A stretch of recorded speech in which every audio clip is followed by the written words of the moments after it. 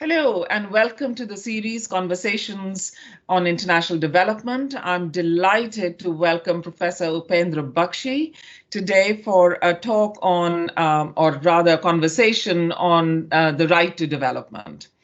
Professor Baxi is a legal scholar and was for many years Professor of Law and Development at the University of Warwick.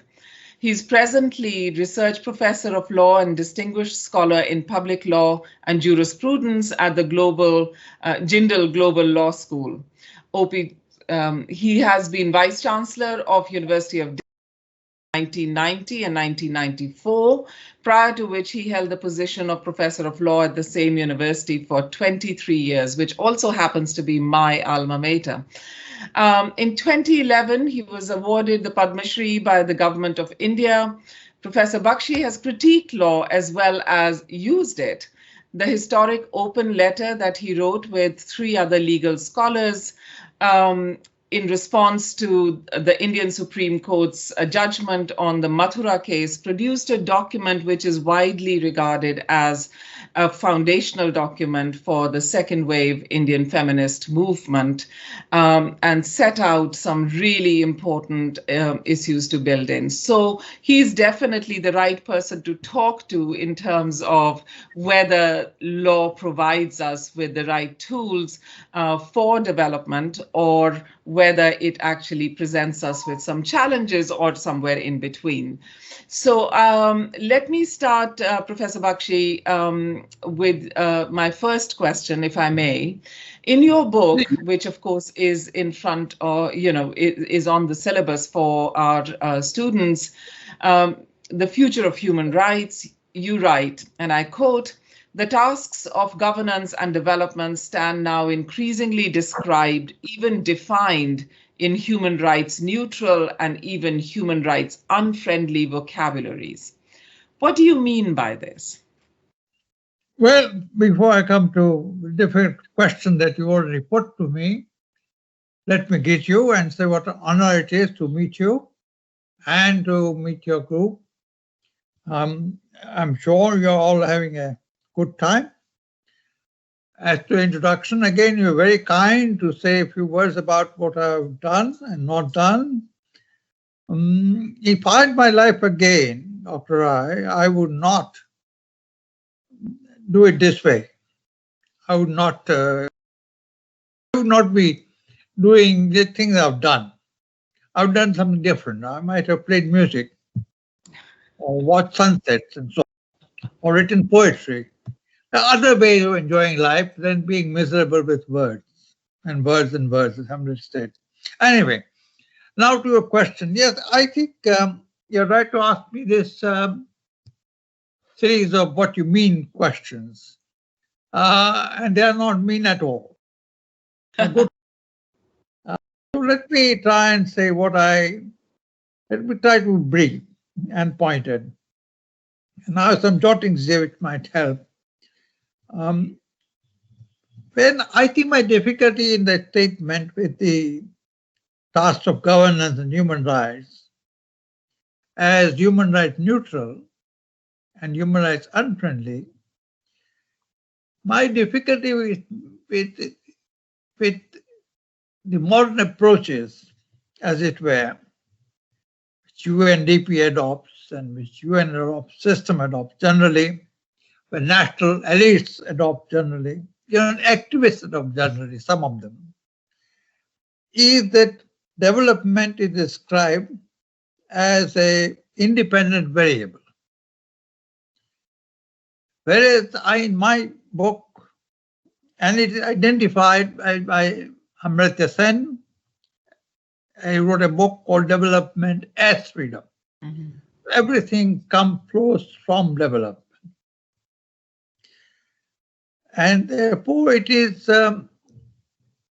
very much market friendly. By development is meant economic development. And economic development, as Sen rightly says, removes certain obstacles to individual liberty, like free market and freedom to contract, freedom to own property, and so on. So freedom in the classical liberal sense of transactional rights is obtained. And to that extent, it might be a jolly good idea for those who have property. But large number of people I know and you know don't have property, not even personal property. It is distinct from property in factors of production, like land, labor, and capital. These are people who have nothing. So if you're concerned with have-nots, everything that is wrong with the idea is wrong. Yeah. It's a very distinctly liberal or neoliberal idea. One, it is better called developmentalism than development. Growth for the sake of growth. And then there is a trickle-down effect, which everybody benefits. Long ago, I was reading a Gujarati book called Paltata Gamla, Changing Villages, written by one man called Dinkar Mehta, who was the first and last Marxist intellectual in Gujarat.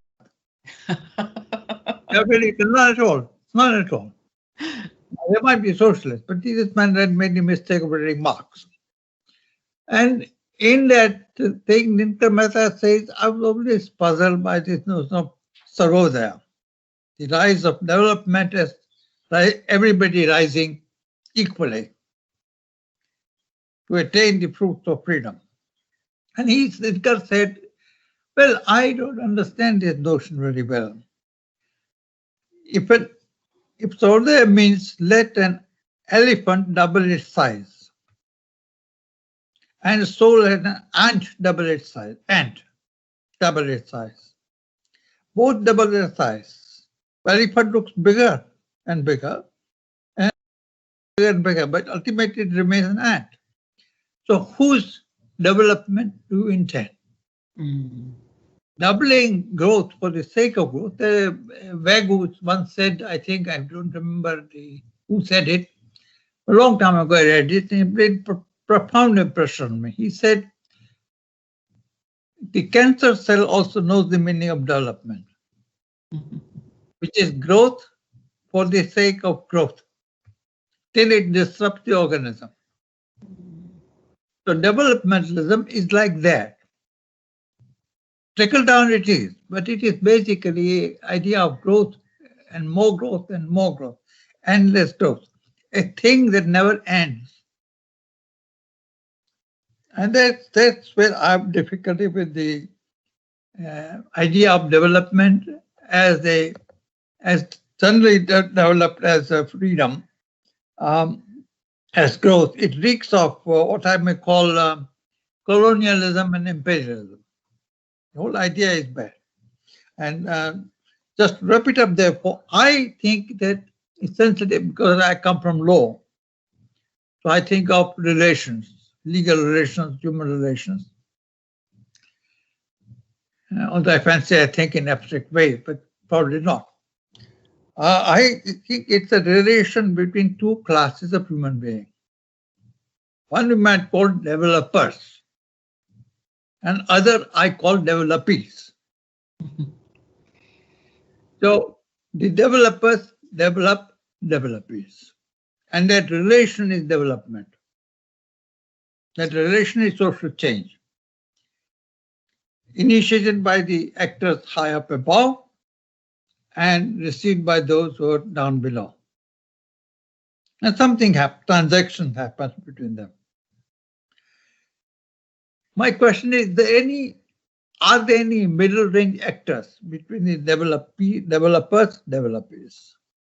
That's one question. And who are they? How do I identify them? Is the second question, is the relation top down or bottom up or in between? And I think the right to development, as I read it, marks a very significant development, a change in the whole thinking process by identifying two major things. It's a short declaration of 8 sections, 8 articles. And last article said, well, development consists in removing all obstacles to development. Right. You must begin by what are the obstacles to development. I think the top-down relationship is one such. That is proved historically to be an obstacle to development. If you mean by development a human rights-oriented development. If you mean by development economic growth, or political growth, or social growth, it's another matter. Therefore, and the article speaks of development as essentially participatory. Governance and development as participatory concepts. And astonishingly, it has the normative audacity. The declaration, I think Article 2 or something, says the individual shall be the subject of development and not its object. In a sense, a revolutionary document. And it not merely, and that's my last sentence on the subject, it not merely leads to alternatives to development, but leads you to another development altogether, another notion of development altogether. So I think it is in the development of the right to development that the future of human rights may seem to lie. Wow.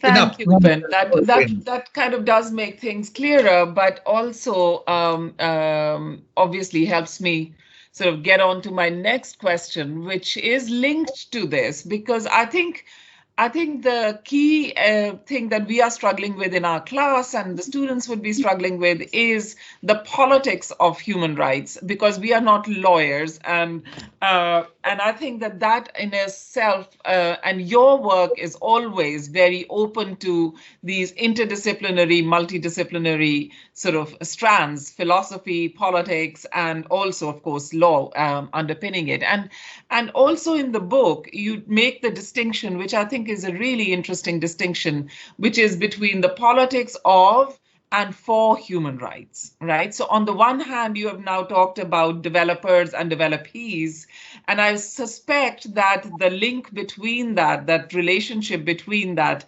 sort of could be this distinction between the politics of and for human rights. So could you say a little bit more about how this distinction might help us understand development, and also think about whether human rights can be, as you wish in the book, transformative, even though there are sort of constraints within them?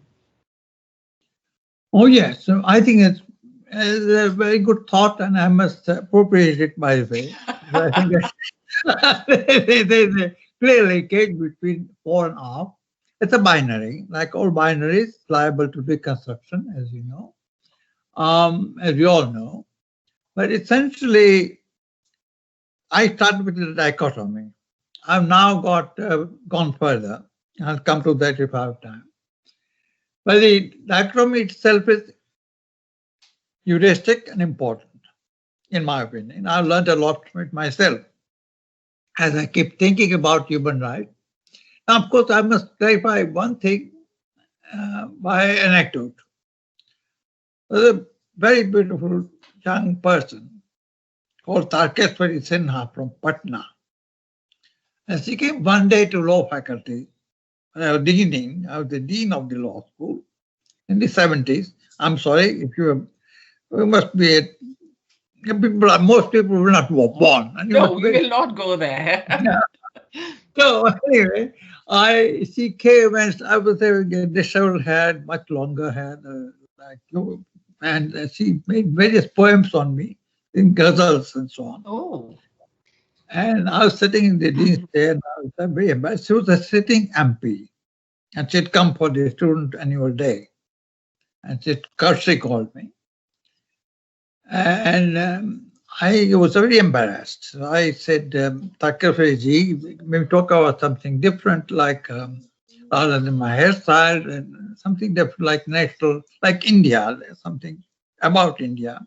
You're a member of parliament. And she said to me, how can you're a professor of law? I just become invited by Delhi University. I'm rather proud of the fact. And he said, all right, at that time the population of India was 750. Said, try to put the 750 million people inside your mouth and then talk to me about India. And if I had taken advice seriously, I would never been able to talk. You can't possibly do it with them. You have to expel them or to communicate. So communication is an act of expulsion. You can't talk with them inside yourself. So I learned a lot about the idea of representation, about the idea of speaking for others and with others. So politics of human rights is very basically put use of competitive, democratic or otherwise power to use of this power to appropriate other people. Politics of human rights is to appropriate human rights for doing competitive liberal politics. And like you see in the House of Representatives, Senate, even today, on what to do with the COVID subsidiaries and subsidies and finances for the poor people. They appropriate the language of human rights, both side Democrats and Republicans, for different ends. So using human rights for ends of power, not for ends for ameliorating the suffering of people, is one sense in which you can use the word politics of human rights. Politics for human rights inverts that whole phenomenon, and you begin talking about how human rights can be useful to those who are dominated or kept poor. How the human rights, and there are so many things to be said about human rights in the book, but human rights are legal formulations or enunciations. Human rights are values. Human rights are aspirations. The human rights are many things. I would prefer the expression which I've coined human rights discursivity. The legal rights, the constitutional rights, the moral rights, the whole discourse of rights, but there are also discourses of aspirations, of hopes, of futures, alternate futures. So it's too many things at once. But whatever sense you use it, there is a distinct politics for human rights. And normally these are non-sovereign persons or people who exercise politics for human rights, through dissent, through protest, through large-scale changes, or through revolutions. These are politics for human rights is as varied as politics of human rights. That's my second point. I think there are a number of other points. I've gone further, Shirin, and developed the idea of with Gayatri Spivak, of reading her, Can Subaltern Ever Speak kind of article. Yeah, the students have actually read that, so it's good. Interesting. But I don't know what they've read, but I'm sure they've read it very closely. She talks a great deal about deluge. It's nothing to do with communication. A moment you talk about deluge, you don't talk about communication anyway, because you have to be a specialist in order to understand what she's saying, get it eye. But essentially what she's saying is that it's the title which is about subaltern speaking. The rest of the essay is on deluge and making sense of deluge. That's how I read it. I'm very interested in how your class related to human rights and development. Very interested. I read it several times, and every time I read it, I'm more confirmed in my opinion that it is, apart from the title, it has nothing to do with subalterns. Right. But nevertheless, the question is interesting. Can the subaltern ever speak? And that led me to say, well, I studied the idea of silences in human rights. And I have a piece somewhere in a book called Silencing Human Rights. That Miss Bhamra did it in Warwick with somebody else. Good Miss Bhamra. Yeah. Good, sorry. Give my greetings. She did that, and I had an epilogue there. In that epilogue, I discovered, I say 4 things. One can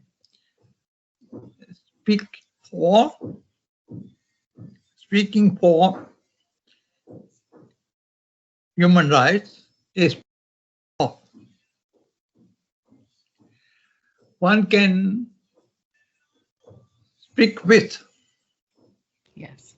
It's very difficult because you can't, speaking with is a different thing than speaking for. Mm. One can speak with, one can speak for. That's politics for human rights. And one can speak after, which is what we do after catastrophes like war, nuclear power, after Hiroshima and Nagasaki. Can you talk of human rationality at all?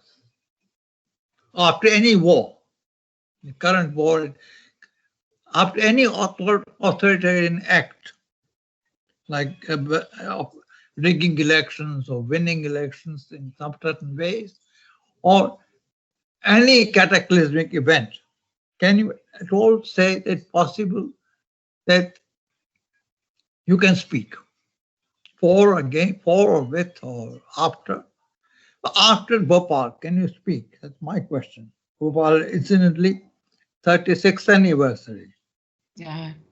On 2nd and 3rd December. And we talk about development in India. And what did we do? In the 36th year, the hospital meant for Bhopal victims was acquisitioned for COVID victims. Right. And there was a huge protest, and ultimately they rolled back their decision. What happened then? They withdrew the pension given to 5,000 widows. Oh. Summarily, and they have not restored it. So Bhopal is the everyday struggle of second generation misery. But if you go to Bhopal today, city is exquisitely developed. And there is the Atal Bihari Vajpayee Institution of Good Governance, a national public institution that's also development. So development occurs, but those who are left behind are left further behind. And that further behind is speaking for them. How do you speak? You can't speak with them. Yeah. You can't. So can't subalterns speak at all? They are protesting, but they are the only people protesting now. Nobody listens to them. Eventually, Karti might be right. There'll be nobody left to speak for them, including themselves. So speaking after the event is different from speaking for, speaking with, and other kinds of addressal of victims of human rights. So speaking for and speaking with branches into several ways of silencing and de-silencing human rights. De-silencing being again as important as I'm not saying politics for is necessarily always, politics of is always bad, because human as a tool, it's a slight distinction to be made between actions which are human rights oriented and actions which are human rights based. Right. So speaking of the expression of human rights is human rights oriented. And one can exploit that somewhat. There's some room in the joints. Speaking for human rights is human rights based. It's a lot of difference. Not that this is where I have not put it till my 4th edition. I might do it now. Thanks to you. Just thank you, Upen, and just also to let the students know that 36 years ago, which was what year? 1984. 84. 1980, yeah, just a year before I came to this country, actually. 1984, the Union Carbide factory in Bhopal, a central city in central India, spewed out huge amount of poison, and loads of people were affected. And actually, Professor Bakshi was one of the lawyers who took the government to and Union Carbide to court, and that struggle is still going on, as far as I know, Ben. Right? So that's thank you for that. And that actually is a really interesting. I'm so glad you brought in Can the Subaltern Speak, because we did have quite an interesting discussion in class about that. But then that does make me come to my final question, which is, despite these distinctions that we make about the politics of and for, about developmentalism, about between developers and developees, is there then a future for human rights? Or should there be a future for if they are also very much implicated in developmentalism and in sort of, governance frameworks which are not very sort of sensitive to our concerns of transformation? So what role then can resistance and struggles of people like those who are struggling for now in Bhopal sort of play in reshaping human rights for a transformative future? So I want to end on a hopeful note, hopefully. if I don't believe in. I want somebody must ask me, how would you summarize second edition or third edition? It was too big. Future of human rights, and I said, well, I don't know how to summarize it, but someone might say this book of 400 pages now says essentially in one word or one sentence that human rights have no future. Yeah, that's one way to read that. And obviously, there are two or three things I would like to immediately respond in a way. I jotted it down, but maybe not relevant. But the question of future depends on how you look at time, the T capital. The historical time, the episodic time, the erratic time, all types of time. The glacial time, when nothing ever happens. Sure. It just happened that nothing has ever happened. So it can be that time. A long night of colonialism, slavery, nothing happened for a long, long time. And then something happened. And there's a myth of eternal return, as Nietzsche said, the cyclical time. There are various kinds of time. And I think one of the points about politics or law or philosophy is that there is, apart from long time ago, Immanuel Kant did something, and so time and space are basic concepts. They made little application or second level thinking on the notion of time as distinct from first level thinking, which is high philosophy and metaphysics. Today's generation normally says, well, a chap called Heidegger, and Heidegger, one of the books he wrote was Being in Time. My elder brother is a philosopher. He often asked me, when have you read Heidegger's Being in Time? And 6 or 7 times he asked me this question. I said, Madhubai, that's his name, Professor Baxi, M.B. Baxi. I said, Madhubai, in Ahmedabad, of all the places. I said to him,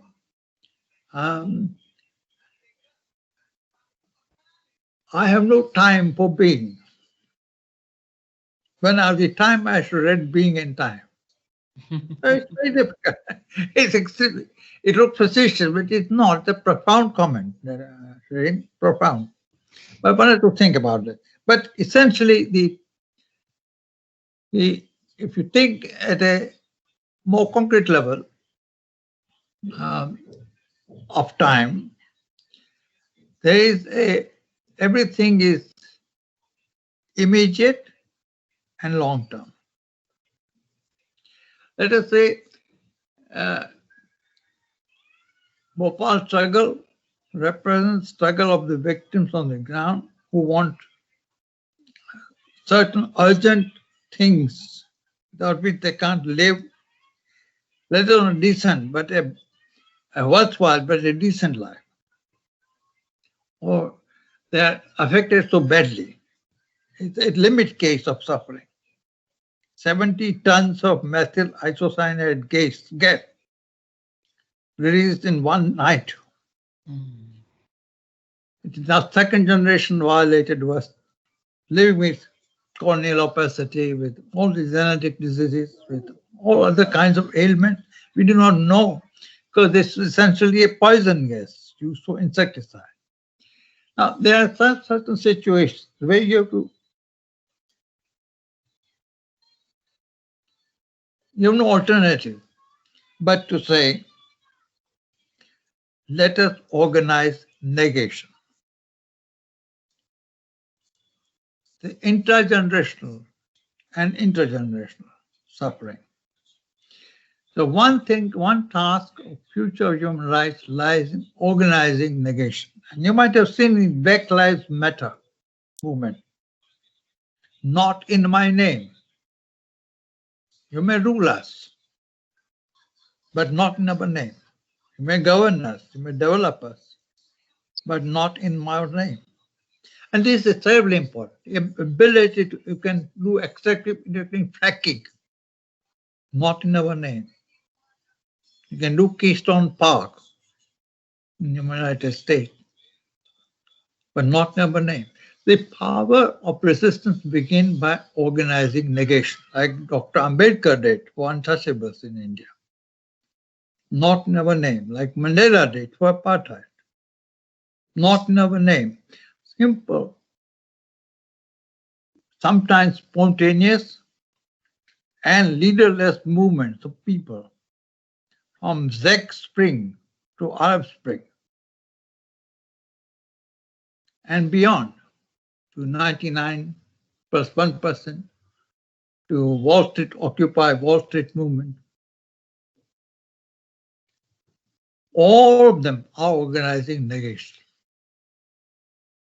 And negation of what? Negation of power to dominate.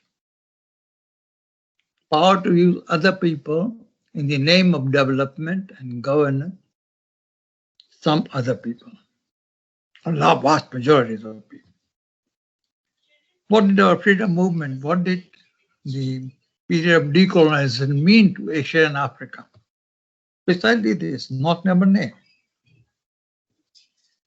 You can't be sovereign, you can't have empire, you can have it if you are strong, but you can't have it with our support. So organizing negation is one thing. The second is to uproot injustice. Again, the uproot injustice. And wherever you find it, the politics for human rights fights it. Now, injustice, of course, can be defined variously. But one way of defining this with I'll end is what I call taking suffering seriously. Production of indifference and reproduction of indifference is the name of governance. At the first anniversary of Bhopal, 36 years ago, I recall Milan Kundera in Hindi. Milan Kundera said in one of his novels that the struggle of power struggle against power of men and women, struggle against power is the struggle of memory over forgetfulness. Mm. And main purpose of power is to organize public memory and reorganize it. So certain events which actually happen are cancelled from your memory, expunged from memory. The artist in India who wrote, artist surgeon, G.T. Sen, wrote a book entitled Don't Let Your History Come in Way of My Memory. Memory is always insurgent. It remembers things that are inconvenient to power or domination in civil society. So it is very important to develop a memory intragenerational as well as intergenerational. Now, if you believe that, and I said in Bhopal First University 36 years ago, I said, contrary to public, I had a footnote to consider. Contrary to public, to common saying that public memory is short, we should rather say that public memory is made short by forces of domination. It's not short in natural course of things, it's made short. And one has to develop virtues of insurgent memory. So human rights are remade every generation by constant struggle. They're not stars in the sky to look at. Every generation has to struggle for human rights. So the last idea of future is struggle. It's a constant struggle and a multi-dimensional struggle. And if human rights have any future at all, it lies in struggle. Now you may ask me, and I have no answer to this question. If anybody has it, I'll be grateful to have this answer. What's the future of struggle? Not all struggle need to be human rights oriented or based. So it's a separate but related question. The future of human rights lies in struggle against injustice, against shortening of memory, led by insurgent memory. Now, if you ask the question, what's the future of struggle? I have no answer at the moment. Upen, thank you so very much. And this has been just such a wonderful conversation also just for me. You know, I'm writing a short piece on a different kind of struggle in South Africa, and just listening to what you have to say is amazing, how we need to remake and reshape human rights. But it is a powerful vocabulary still to be able to do that. And I think that comes across really well, not only in your theoretical work, but also the political work you have done, the legal work that you have done. And I just feel very grateful that you have shared some of that with us today. So thank you very much.